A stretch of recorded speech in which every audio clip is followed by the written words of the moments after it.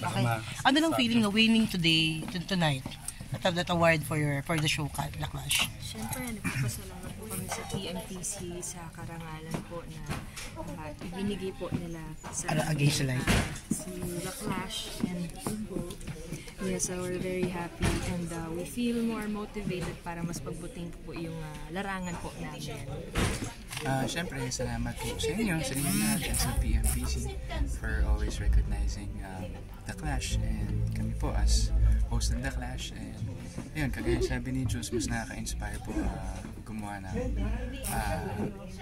iba't ibang klase ng The Clash every year. Mas masarap makatrabaho kapag special summon yung kasama mo. Oo naman. Mas nagiging special yung trabaho pagka magkasama kaming dalawa. Sa inyo talaga, no? Ikaw, so kasi nagot, ano? Yun naman yun eh. Siyempre, given na yun. Like, masaya talaga mag-The Clash every year. Siyempre, ang focus ko is yung mahal ko, diba? So, yun. At saka sa inyo, swerte sa love life, swerte sa career, pasok lahat. Maraming salamat, Thank you, Lord. Lord. Thank you, Lord. Pero ano ang sikat ng isang masayang relasyon? Siyempre, for me, may communication po talaga. Communication. And we always make each other laugh. Eto, hindi ako pinapatawa. Ikaw? Ang importante ng humor. Totoo yan. Put God at the center of your relationship and everything will be okay and happy. Na-interview namin si Ray yung nakaraan sa Sinagtala. And he's very open, very sure na sabi niya nga, ikaw na yung babae gusto talaga niyang makasama for the rest of his life. What is your reaction on that? Of course, I feel the same naman.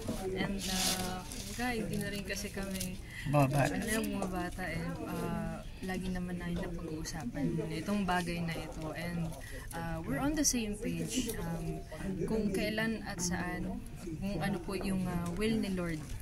Yun po. Kasi lagi ko po sinasabi, syempre hindi ko naman po i-announce para ma-surprise naman siya.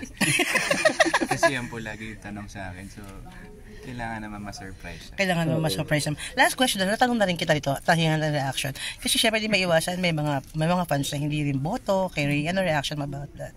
For me, parang honestly, sobrang swerte ko and blessed ko kasi napaka-understanding na Ray and parang yung opinion kasi na hindi